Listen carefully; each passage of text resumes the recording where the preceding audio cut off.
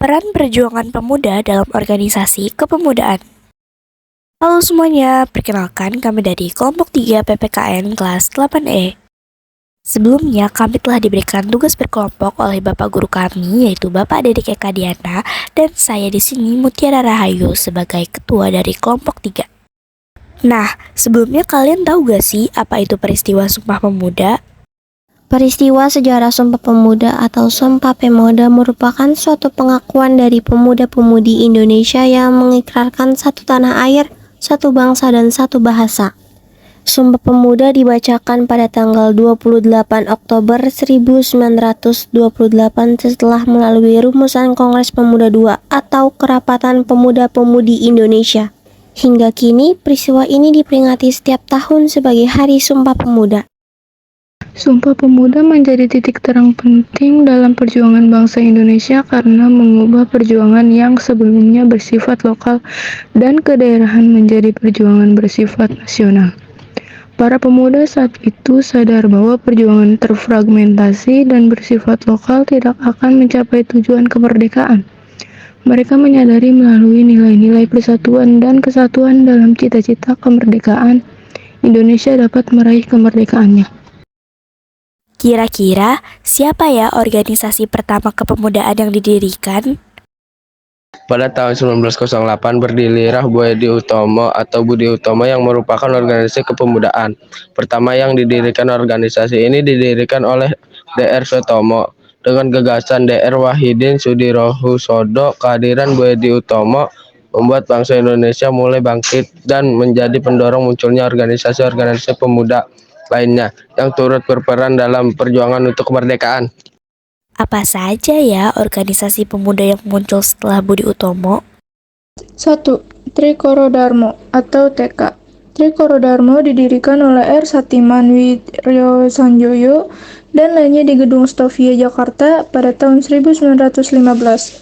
Organisasi ini merupakan cikal bakal Jong Java. Memiliki 3 visi yaitu Sakti Bakti, Budi, dan Bakti. Pada tahun 1918, Trikoro Darmo mengubah namanya menjadi Jong Java.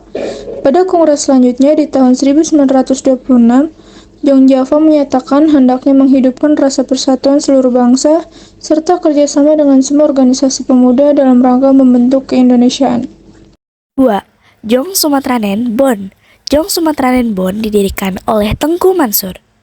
Organisasi ini merupakan Persatuan Pemuda Pelajar Sumatera. Didirikan pada tahun 1917 di Jakarta. Pada kongres ketiga, Jong Sumatranen Bon mempromosikan pemikiran-pemikiran nasionalis dan melontarkan pemikiran Muhammad Yamin, yaitu menggunakan bahasa Melayu sebagai bahasa pengantar untuk memperkuat persatuan antar bangsa di Nusantara. Organisasi ini juga telah melahirkan tokoh-tokoh besar seperti Muhammad Hatta, Muhammad Yamin, dan Bahadur Johan. 3. Jong Ambon, Jong Minahasa, Jong Cilebes. Jong Ambon adalah organisasi kepemudaan Ambon pada masa pergerakan nasional sebelum Sumpah Pemuda. Organisasi ini didirikan dan diketuai oleh Dr. J. Kayadu pada 1917.